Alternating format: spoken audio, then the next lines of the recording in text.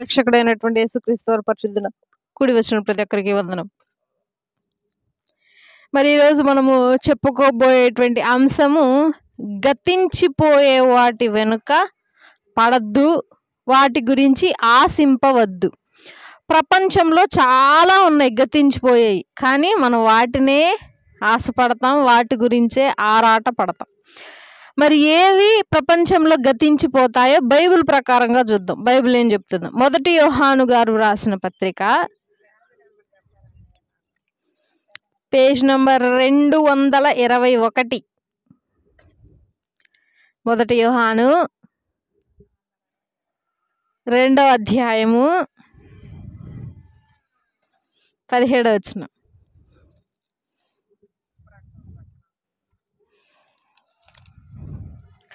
మొదటి యోహాను 2:17. లోకమును దాని ఆశయు గతించిపోవచ్చున్నవి, గాని దేవుని చిత్తమును జరిగించువాడు నిరంతరమును నిలుచును. ఇక్కడ లోకములోని ఆశలు గతించిపోతాయి అనుంది. లోకం ఎప్పటికొకప్పుడు నశించబోతుంది. లోకంలోని ఆశలు ఏంట? ఆశలు లోకంలో ఇప్పుడు మనకు 2 ఎకరాలు భూమి ఉంది. ఆ భూమిలో మనం పంట వేసుకో, లేకపోతే ఖాళీగా లీజుకి ఇవ్వు, లేకపోతే దేనికన్నా ఉపయోగించు, లేకపోతే ఇల్లు వేసుకో, బాగుంటుంది. దానిలో మనం 1 సంవత్సరం జీవించా, 2 సంవత్సరాలు జీవిస్తూ ఉన్నాం. మనకు కంట 3 ఎకరాలు భూమి చాలా తక్కువ రేటుకి కనిపించింది. ఏమనిపించింది? అరే మనకు ఆల్రెడీ ఒక ఇల్లు ఉందిగా, సాల్లే అనుకుంటామా? కొనగాలి. ఇప్పుడు దాన్ని తక్కువ రేట్లో అన్న బేరవన్న ఆడి కొనుక్కుంటే మనకు బాగుంటుంది కదా, మనకు ఉపయోగపడుద్ది కదా, మనం వెనకాల పెట్టుకోవచ్చు కదా. సరే దాన్ని కొన్నావు, ఇంకో స్థలం కనిపించింది, ఇంకో స్థలం కొన్నావు. అట్లా నీ ఆశ ఏమవుతుంది? ఒక చోట ఆగిద్దా? అట్లా పెరిగిపోతూ ఉంటుంది నీ ఆశ. అదే లోకంలో ఉండేటువంటి ఆశలు. ఈ భూమి ఎప్పుడు పోయిద్ది? మనం చనిపోతాము. ఒక రీల్ టైప్లో చూసాను అనమాట. ఏంటి అని అంటే,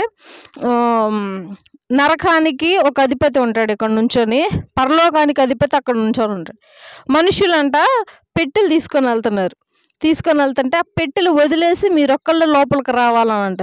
లేదండి, నేను బ్రతికున్నంత కాలం కష్టపడి సంపాదించాను, లేకపోతే నేను ఉండలేనండి. లేదు, అవి అక్కడ కొనటానికి లేవు, ఏమి నీకు అమ్మటానికి కూడా ఏమి లేవు, నువ్వు ఒక్కడివే వెళ్ళాలి అని అంట. సో ఉన్నదంతా అక్కడ వదిలేసి ఒక్కడే వెళ్తూ ఒక మాట చెప్పాడంట ప్రజలకి. లైక్ ఒక లెటర్ టైప్లో రాసి, నేను ఎంత సంపాదించినా సరే చిల్లి గవ్వతో సహా నేనేం తీసుకెళ్ళట్లేదు, నేను ఒక్కదాన్నే వెళ్తున్నాను అని. సో ఇక్కడ ఏం కనిపిస్తుంది అని అంటే, మనం పోయేటప్పుడు ఏమీ తీసుకెళ్ళాం. మనం ఆశపడింది ఏది మనతో చివరి వరకు రాదు. ఇంకొక గొప్ప రాజు ఒక ఆయన ఎగ్జాంపుల్ ఇచ్చాడు, Alexander, the king of Alexander. ఆయనంట చనిపోయేటానికి ఇంకా రోగం వచ్చింది, మంచాన పడ్డాడు, ఇంకో కొన్ని గంటల్లో చనిపోతానంటే అప్పుడు ఆయన కొంతమందిని పిలిచి ఒక చివరి కోరిక ఏంటి అని అంటే, ఇప్పుడు నన్ను ఒక పెట్టెలో పెడతారు కదా, నా చేతులు 2 బయట ఉంచి పెట్టిని ముయ్యండి. ఎందుకయ్యా అనంటే చెప్తాను అని అంటాడు. మళ్ళీ ఆయన పెట్టి మోసుకొని వెళ్తూ దారిలో రాళ్ళు, ఆయన సంపాదించిన నిధులు, డబ్బులు అవన్నీ జల్లాలంట అట్లా రోడ్ల మీద. అట్లా జల్లుతూ ఆయన్ని తీసుకెళ్ళాలి. ఆయన్ని తీసుకెళ్ళి పెట్టెలో పెట్టేటప్పుడు మొత్తం ముయ్యకుండా చేతులు మాత్రం బయట పెట్టాలి. ఏంటి దీని అర్థం అని అంటే, నేనేమీ తీసుకెళ్ళట్లేదు, నా చేతులు ఖాళీగా ఉన్నాయి అని. కాబట్టి అయినా ఇవన్నీ మనకు తెలిసినా సరే లోకంలో వాటి కోసమే ఆశపడతాము, లోకంలో ఉన్న వాటి గురించే తాపత్రయపడతాం. కానీ మనకంటూ ఒకటి ఇచ్చాడు దేవుడు. ఏంటి? పరలోకంలో స్థానం. అది మన ఇల్లు, అది మన స్థలము. దానికోసం మనం ఏం చేయాలి? ఖర్చు చేయాలి. ఏం ఖర్చు చేయాలి? మన జీవితాన్ని ఖర్చు చేయాలి, మన ఆలోచనలు ఖర్చు చేయాలి, మన ప్రయాసను ఖర్చు చేయాలి. అవి చేస్తే ఆటోమేటిక్గా పరలోకంలో మనకంటూ ఒక స్థానం ఉంటుంది. కానీ మనము గతించిపోయే వాటి గురించే ఎక్కువ ఆశపడుతున్నామని బైబిల్ తెలియజేస్తుంది. అలాగే ఇంకొద్దిగా పైకి వెళ్దాం. 1 యోహాను 2:8 చూద్దాం. మరియు క్రొత్త ఆజ్ఞను నేను మీకు వ్రాయిచున్నాను. చీకటి గతించుచున్నది, సత్యమైన వెలుగు ఇప్పుడు ప్రకాశించుచున్నది గనుక అది ఆయన యందును మీ యందును సత్యమే. ఇంకేమైపోతుంది? చీకటి నశించేస్తుంది, వెలుగు రాబోతుంది, సత్యం రాబోతుంది. చీకటి అంటే ఏంటి? అపవాది, ఆపదలను క్రియేట్ చేసేవాడు సాతాను, మరి అబద్ధమునకు జనకుడు. ఈ యొక్క పేర్లు కలిగినటువంటి సాతాను చీకటిగా బైబిల్ సెలవిస్తుంది. ఈ యొక్క సాతాను పనులన్నీ త్వరలో అంతమైపోయి ఇక దేవుడే రాబోతున్నాడు, ఇంకొక రాకడలో వస్తున్నాడు, వచ్చి మిగతా అందరినీ తీసుకెళ్ళిపోతాడు.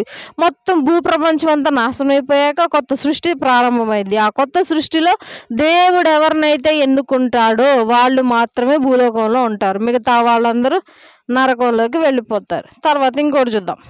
2 పేతురు 3:10. పేతురు గారు రాసిన 2వ పత్రిక 3వ అధ్యాయము 10వ వచనం. అయితే ప్రభు దినము దొంగ వచ్చినట్లు వచ్చును, ఆ దినమున ఆకాశములు మహాధ్వనితో గతించిపోవును, పంచభూతములు మిక్కటమైన వేండ్రములతో లయమైపోవును,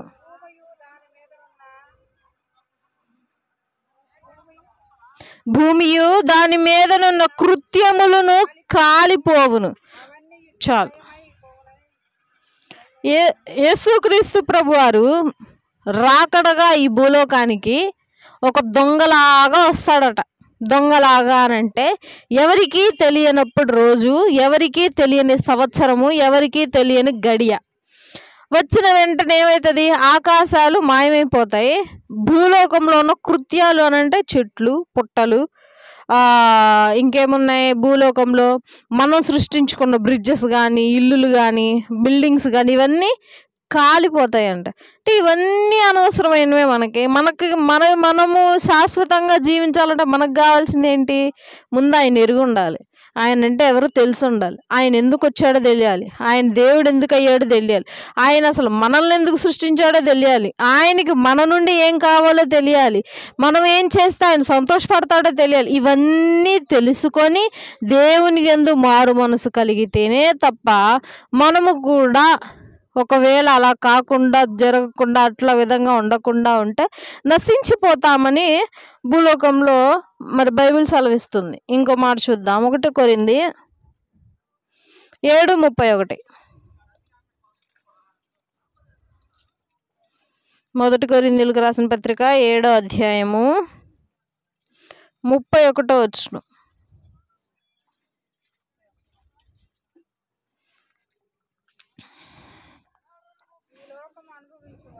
ఈ లోకము అనుభవించువారు అమితముగా అనుభవింపునట్లును ఉండవలెను. ఏలైనగా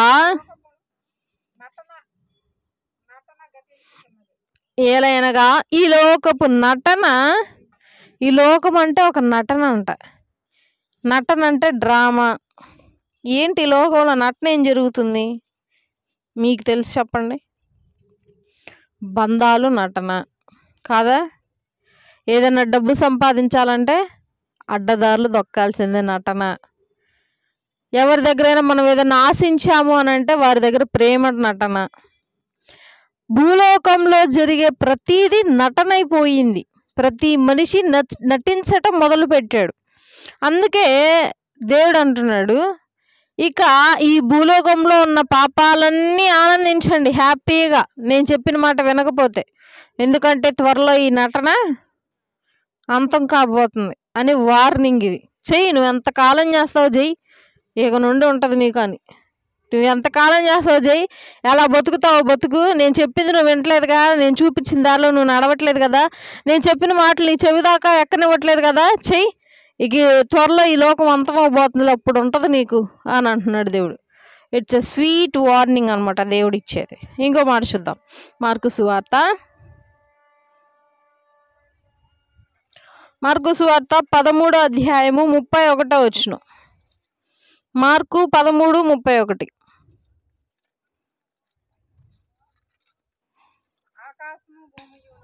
ఆకాశమును భూమియును గతించును గాని నా మాటలు గతింపవు.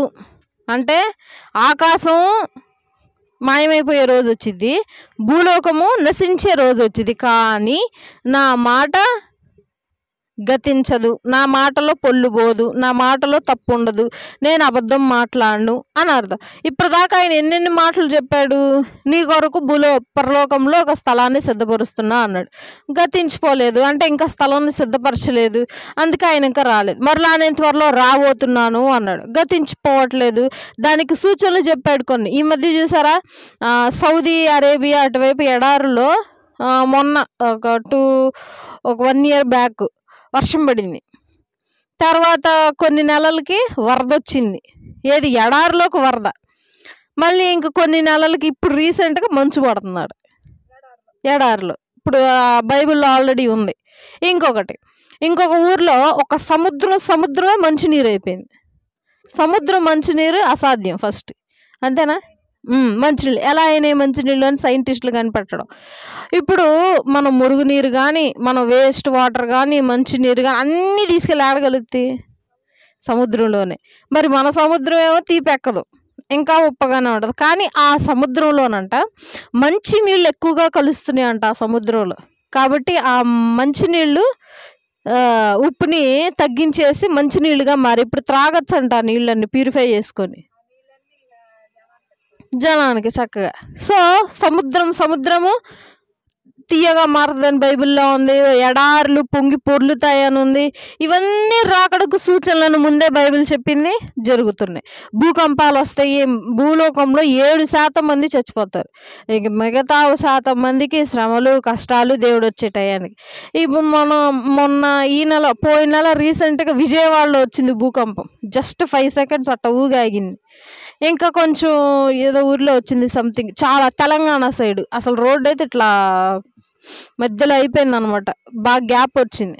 సో ఎక్కడెక్కడో వింటాం మనం, ఏదో జపాన్లోనో ఫ్రాన్స్లోనో అక్కడెక్కడో వినే భూకంపాలు పక్కనే ఉన్న విజయవాడకు వచ్చేసింది, తెలంగాణలో వచ్చేసింది. అంటే మన వైపు కూడా వచ్చేస్తుంది. ఇక అంతం మనకు కూడా తెలిసిపోతుంది, ఆ ఎక్స్పీరియన్స్ మనం కూడా చేస్తున్నాం. సో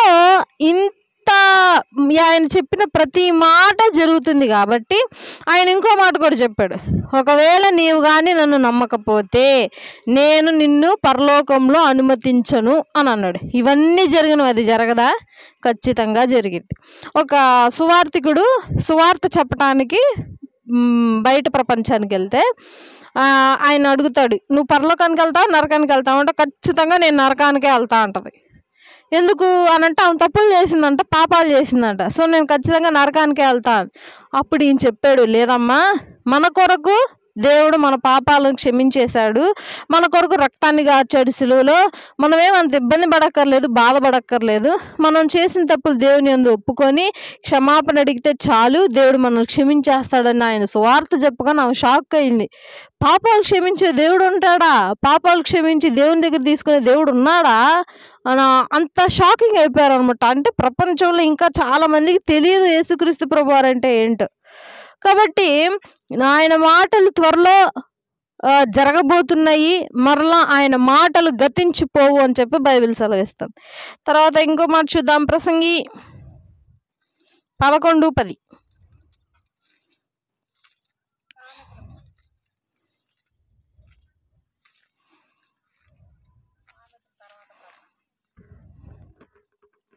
ప్రసంగి 11:10. లేత వయస్సును నడిప్రాయమును గతించిపోవును గనుక నీ హృదయములో నుండి వ్యాకులము తొలగించుకొనుము, నీ దేహమును చెరుపు దానిని తొలగించుము. ఇప్పుడు మనం ఎగ్జాంపుల్గా మన కడుపులో ఒక గడ్డ మొలిసింది. ఇప్పుడు దాన్ని ఏం చేస్తాం? అరే మనతోనే వచ్చింది కదా, ఉండనీలే అని ఉంచుతావా? త్వరగా తీగిపోతే ఏమవుతావు? చచ్చిపోతావు. ఆ గడ్డ నిన్ను ఏం చేసిద్ది? నీ శరీరం మొత్తాన్ని తినేసిద్ది, నీ ఆయుష్ని తగ్గించిద్ది. నువ్వు ఒక 20 సంవత్సరాలు బతికేది సంవత్సరంలోనే చచ్చిపోతావు. అంటే నీ శరీరాన్ని పాడు చేసే గడ్డనే నువ్వు అంత జాగ్రత్తగా తీసి పారేస్తున్నప్పుడు నీ హృదయంలో ఉన్న పాపము నిన్ను చెరుపుతుంది, నీ ఆలోచనలు నిన్ను చెరుపుతుంది, నువ్వు చేసే ప్రతి కార్యములు నిన్ను పాడు చేస్తుంది. మరి వీటిని ఎందుకు మనం పడేయలేకపోతున్నాం? ఇంకా ఆలోచించాలి. కాబట్టి జ్ఞాని అయినటువంటి సొలొమోను గారు పాపం మొత్తాన్ని రుచి చూసి కార్యములు చేసి ఆయన చివరికి ఇది అంటున్నాడు, మనలో ఉన్న పాపము మనలను చెరుపుతుంది గనక దానిని ఖచ్చితంగా మనం తీసి పారవేయాలి. తర్వాత కీర్తనలు 90 అధ్యాయము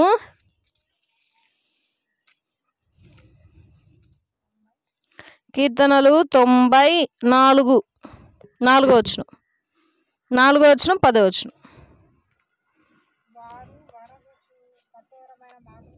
4వ వచనం చూద్దాం. 90వ అధ్యాయము 4వ వచనం. 4వ వచనం 4.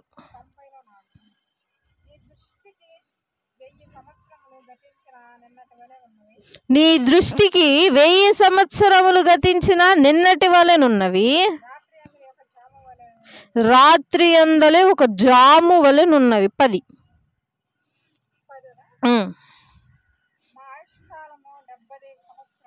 మా ఆయుష్కాలము 70 సంవత్సరములు,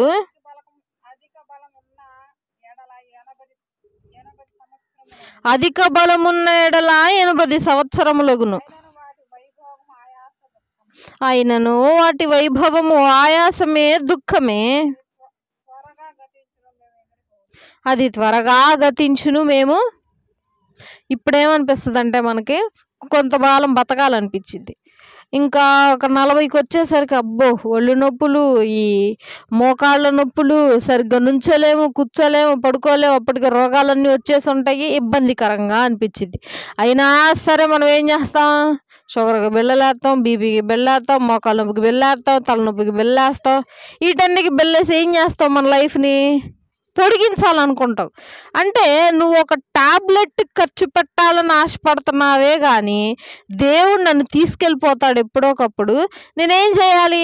ప్రార్థన చేయాలి, దేవుడు చెప్పిన మాట వినాలి, దేవుడు చెప్పే పనులన్నీ చెయ్యాలి, భయంలో ఉండాలి, భక్తిలో ఉండాలి, ప్రేమించాలి. ఎవరికి గుర్తు రావట్లేదు ఇప్పుడు. నాకు బాగా కాళ్ళలో నీరు వచ్చేసిందమ్మా, నేను టాబ్లెట్లు వేసుకున్నా. దేవునికి ప్రార్థన చేయి. దేవునికి అసాధ్యమైనది ఏమైనా ఉందా? తుఫాన్ని ఆపాడు, కుంటి వాళ్ళని నడిపించాడు, గుడ్డి వాళ్ళకి కళ్ళు ఇచ్చాడు, మాట్లాడలేని వారు మాట్లాడారు, కుష్టివ్యాధి కలిగిన వారు బాగుపడ్డారు, దయ్యం పట్టిన వాళ్ళని దేవుడు విడిపించి ఇన్ని అద్భుతాలు చేసిన నీ కాళ్ళలో నీరు తీయలేడు? ఖచ్చితంగా తీస్తాడు. అంటే మనకేం లేదు? విశ్వాసం లేదు, మనం ఏమి శ్రద్ధ చేయము. మనం దేనికి ఆశపడుతూ ఉంటామంటే గతించిపోయే వాటి గురించి ఆశపడుతూ ఉంటాం కాబట్టి ఇవేమీ జరగట్లేదు. కాబట్టి దేవుడు అంటున్నాడు, త్వరలో నీ ఆయుష్కాలము తీరిపోతుంది. మధ్యకాలము తీరిపోవచ్చు, నువ్వు పసిపిల్లోడు ఉన్నప్పుడే చనిపోవచ్చు, తర్వాత ముసలోడు వెయ్యక చనిపోవచ్చు, ఎప్పుడైనా చనిపోవచ్చు. ఎక్కడికి వెళ్తావు అనేది ప్రశ్న. మరలా ఏమంటున్నాడు? ఆ సంవత్సరములు నీకు ఆయాసముగాను దుఃఖముగాను ఉండును. మరి అంతే కదా, అన్ని సంవత్సరాలు ఇప్పుడు 100 సంవత్సరాలు బతికినోడు ఉంటాడు. అట్టుంటాడు? మనలాగా నడుచుకుంటే హ్యాపీగా ఉంటాడా? బెడ్ మీద పడుకొని ఉంటాడు. మనమే పెట్టాలి, ఆ యొక్క వేస్ట్ని కూడా మనమే తీయాలి, ఇదంతా మనమే చెయ్యాలి. కాబట్టి అన్ని సంవత్సరాలు బతికినా కూడా మనకు ఆయాసము దుఃఖమే. కాబట్టి బ్రతుకు మీద ఆశ ఉంచుకోకుండా మనం ఓన్లీ దేవుని యందు భయముతో ఉంటే దేవుడు మనం ఖచ్చితంగా పరలోకంలోకి చేరుస్తాడు అని చెప్పి తెలియజేస్తున్నారు. ఇంకో మాట చూద్దాం. యాకోబు పత్రిక 1:10. లోకంలో గతించిపోయే వాటిని చూసాం, ఇప్పుడు మనుష్యులను చూద్దాం, ఎవరెవరు గతించిపోతారో. యాకోబు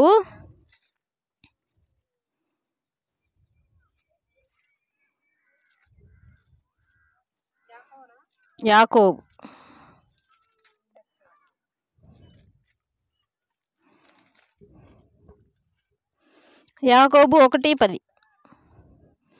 పేజ్ నెంబర్ 210.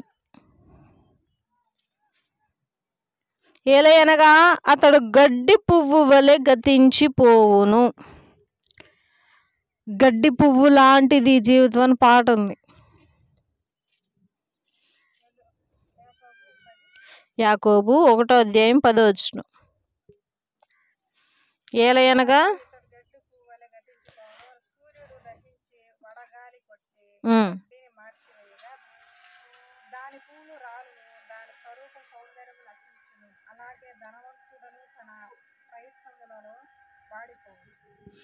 ఇక్కడ ఒక గడ్డి పువ్వుని ఒక ఎండ మాడుస్తుంది, నశింపజేస్తుంది. అదే ఒక ధనవంతుడు ఇంకా తన ధనం కోసం ఆరాటపడుతూ ప్రయాసపడితే ఇక ఎవరు దిగుతారు రంగంలోకి? దేవుడే దిగుతాడు. కాబట్టి గతించిపోయే వాటిని, నశించిపోయే వాటి మీద ఆశ పెట్టుకోకూడదు. తర్వాత ఇంకో మాట చూద్దాం. కీర్తనలు 58:7.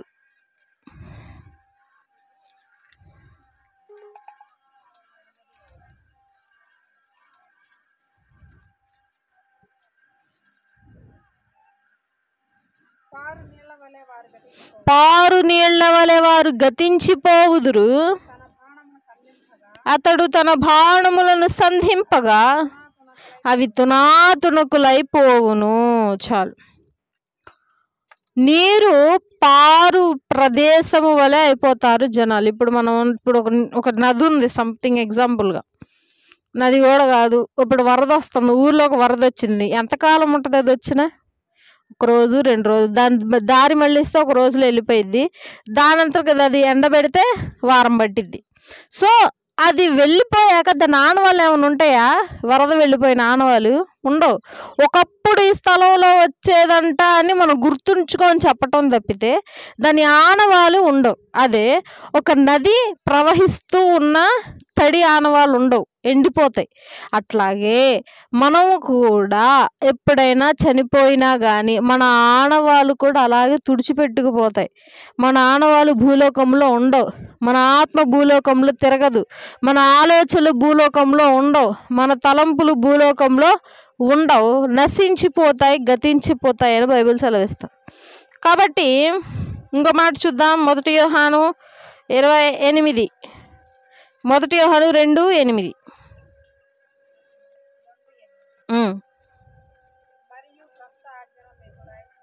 మరియు క్రొత్త ఆజ్ఞను మీకు వ్రాయిచున్నాను, చీకటి గతించుచున్నది, సత్యమైనది వెలుగు ప్రకాశించుచున్నది. ఇది ఆల్రెడీ చదివాం కదా. ఇంకోటి చూద్దాం. 2:17. లూకా 21:33.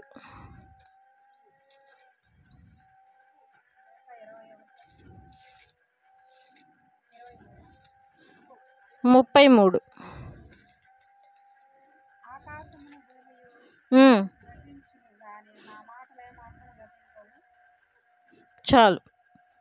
కాబట్టి గతించిపోయేవి ఆకాశములు, భూములు, ప్రపంచము, చీకటి అని చెప్పాయి.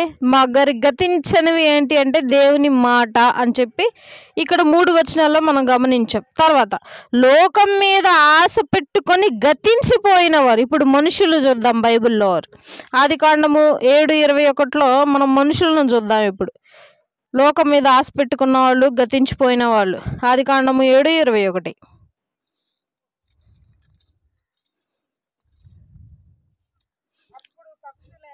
అప్పుడు పక్షులేమి, పశువులేమి, మృగములేమి, భూమి మీద పురుగులేమి, భూమి మీద సంచరించే సమస్త శరీరులేమి, సమస్త నరులేమి చనిపోయిరి. చాలు. ఎప్పుడు చనిపోయారు? ఎక్కడ చనిపోయారు? నోవాహు కాలంలో చనిపోయారు వీళ్ళు. నోవాహు గారు, అయ్యా జలప్రళయం రాబోతుంది, అందరూ భక్తిగా ఉండి పడవలోకి రండి అయ్యా అని అంటే రాలేదు. ఇప్పుడు దాకా వర్షమే పడలేదు, అదేంటి జలప్రళయం వచ్చేది? రాదంటే రాదు అని. ఈయనేం చేశాడు? నోవాహు గారు పడవ కూడా ఎక్కడ కట్టాడు? ఇంటి దగ్గర కట్టుకున్నాడు. సముద్రం ఏమో కొన్ని మైళ్ళ దూరంలో ఉంది. అప్పుడు ఏమనిపిస్తుంది? అంటే జలప్రళయం వచ్చేసింది కదా, పడవలు వేసిద్ది నీళ్ళతో పాటు, అంతే. మనుషులు ఏమనుకుంటారు, సముద్రం ఏమో మైళ్ళు దూరంలో ఉంది, పడవ చేసాక ఎట్ట తీసుకెళ్తాం, మొయ్యలేరు, ఏదైనా క్రెయిన్లోనా పెట్టలేము, ఇరిగిపోతాయి, ఎట్టా నెట్టుకెళ్ళలేము, ఇసుకలో దిగిందంటే కూరుకుపోయిద్ది, దాన్ని ఎట్లా తీసుకెళ్తాడరా వీడేందో పిచ్చోళ్ళలా ఉన్నాడు అని చెప్పి ఎవరు ఆయన మాట వినలా. చివరికి మెల్లగా వర్షం స్టార్ట్ అయింది ఒకరోజు, రెండో రోజు ఆ వర్షం కంటే డబల్ పడింది, మూడో రోజు త్రిబుల్, నాలుగో రోజు డబల్ మీద డబల్, అట్లా రోజు రోజుకి వర్షం పెరుగుతూ వచ్చేసరికి కొండలతో సహా మునిగిపోయినాయి. అంటే ఎంత ఎత్తులేసినాయో, కొండలే ఆకాశంలో కలిసినట్టు కనిపిస్తాయి, ఆ కొండే మునిగిందనంటే ఇక ఆకాశంలో సగానికి పైగా ఉండుంటారు వాళ్ళు. సో అప్పుడు ఎవరెవరు చనిపోయారు, ఆకాశ పక్షులు, భూ జంతువులు, పురుగులు, చివరికి సమస్త శరీరులు కూడా, అంటే మానవులు కూడా చచ్చిపోయారు. ఎవరి మాట వెనక, దేవుని మాట వెనక, పాపంలో ఉండి గతించిపోయే వాటి మీద ఆశ పెట్టుకొని. ఇంకెవరో చూద్దాం, ఆదికాండము 19వ అధ్యాయము, ఆదికాండము 19:24-25, ఆదికాండము 19:24-25.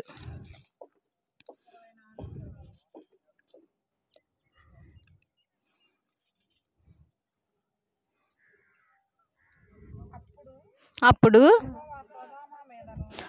యెహోవా సొదొమ మీదను గొమొర్రా మీదను యెహోవా యొద్ద నుండి గంధకమును అగ్నిని ఆకాశము నుండి, చాలు, సొదొమ గొమొర్రా అనే పట్టణమును దేవుడు అగ్ని గంధకములు పెట్టి కాల్చేశాడు. ఇప్పటికీ ఆ సల్ఫర్ ఫ్లూయిడ్స్ అని అంటారు, ఇప్పటికీ అవి ఉన్నాయి అక్కడే, తెల్లటి బాల్స్ భూమిలో ఉన్నాయి. ఆల్రెడీ కొంతమంది తీసి చూపించారు కూడా, బాల్స్ టైప్లో. దాన్ని తీసి పక్కన పెట్టి అంటిస్తే వెలుగుతున్నాయి ఇంకా అవి. ఆ ప్రదేశంకి వెళ్ళి సైంటిస్టులు చూస్తే ఇప్పటికీ సల్ఫర్ బాల్స్ అంటారు వాటిని. సో ఆ పట్టణాన్ని నాశనం చేయాల్సినంత అవసరం ఏంటి, దేవుణ్ణి మర్చిపోయారు, పాపంలో జీవిస్తున్నారు, వాయి వరుస లేకుండా వ్యభిచారం చేశారు. మెయిన్ అది, వాయులు ఉండవు, వరుసలు ఉండవు, తల్లి దొరికితే కుమారుడు, దొరికితే చిన్నపిల్లలు, ఈ ఎవరైతే ఏమి, వ్యభిచారం మాత్రం గట్టిగా ఉండేది ఆ ప్రదేశంలో. కాబట్టి దేవుడు ఆ పాపాన్ని సహించలేక లోతు గారిని మాత్రం ఆయన కాపాడి మిగతా ఉన్నటువంటి ఊరు మొత్తాన్ని గంధకములతో నశింపజేశాడు. తర్వాత ఆదికాండము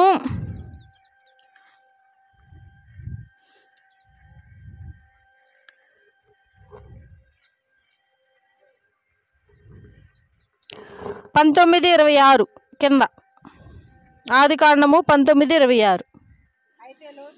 అయితే లోతు భార్య అతని వెనుక నుండి తిరిగి చూచి ఉప్పు స్తంభమాయెను. చాలు.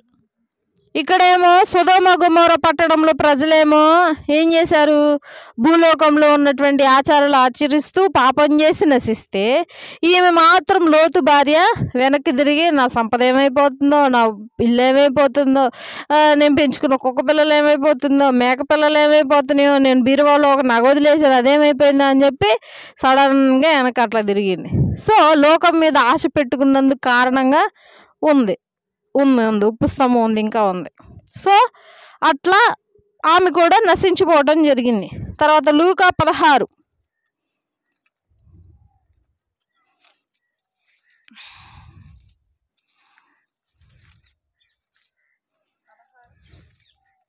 లూకా 16:25.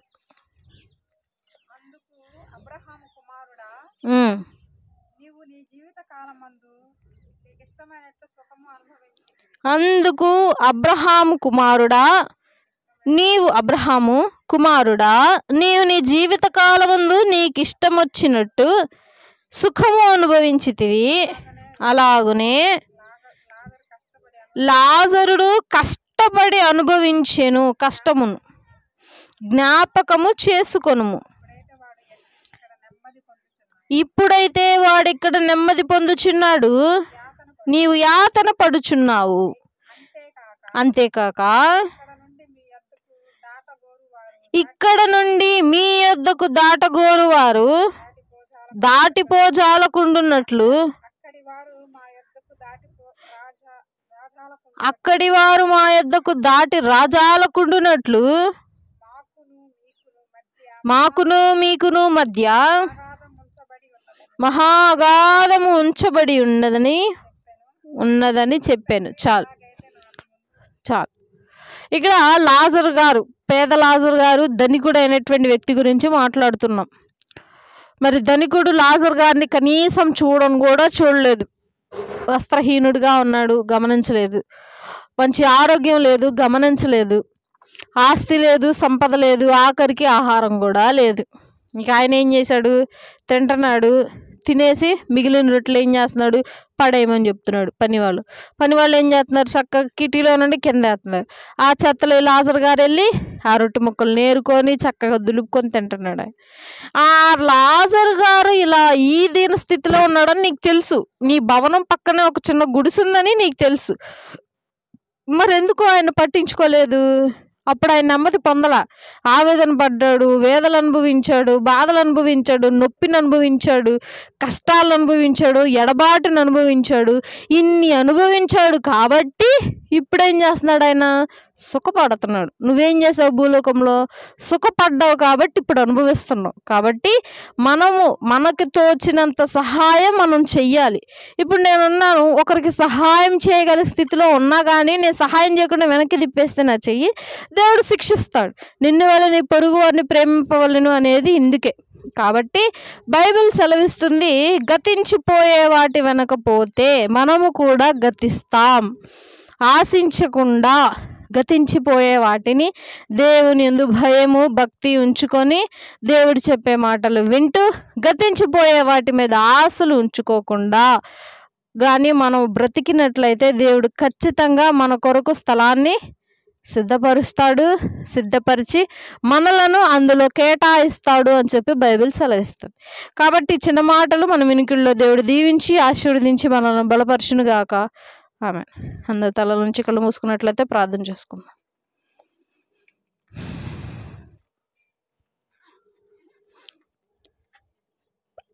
ప్రేయర్ అయిపోయాక పరిశుద్ధుడు పరిశుద్ధుడు పరిశుద్ధుడు అని ప్రధాన దూతలతోనూ మానవ కోటి సమూహములతోనూ పొగడబడినటువంటి తండ్రి, నీకు వందనములు, స్తుతులు, స్తోత్రములు నాయన. నిన్నటి వరకు మిరకల కాపుదలు భద్రపరిచి మా జీవితంలో ఇంకొక రోజును అనుగ్రహించారు. వందనములు. ఎంతోమంది రోజు చూడలేక నశించిపోచుండగా మీరు మమ్మల్ని అలాగ చేయకుండా మమ్మల్ని ఇప్పటికీ సజీవులకు ఉంచారు. వందనములు, స్తుతులు, స్తోత్రములు ప్రభువ. అయా కూడి వచ్చిన ప్రతి ఒక్కరిని బట్టి వందనములు. నా ప్రభు విన్నటువంటి వాక్యమును బట్టి వందనములు. గతించిపోయే వాటి ఎడల మేము పరిగెత్తకుండా ఆశింపకుండా నా ప్రభువ మా కాళ్ళకు కళ్ళెమ్ములు తండ్రి ప్రభు, మా కాళ్ళకు తండ్రి ప్రభు కంచెలు వేయండి, మా మనసుకు కంచె వేయండి, మా ఆలోచనలకు కంచె వేయండి నా తండ్రి. స్తోత్రం ప్రభువ. ఇటు వాక్యములు మాకు జ్ఞాపకం చేశారు. వందనములు. వీటిని జ్ఞాపకం ఉంచుకొని తెలియని వారికి తెలియజేసేటకు తండ్రి ప్రభు మాకు మంచి వాక్శుద్ధిని మాకు అనుగ్రహించండి నా తండ్రి. ఈరోజు జరిగినటువంటి సండే స్కూల్ పరిచయలో ఆదురుని అంతవరకు అధ్యక్షత వహించారు. వందనములు.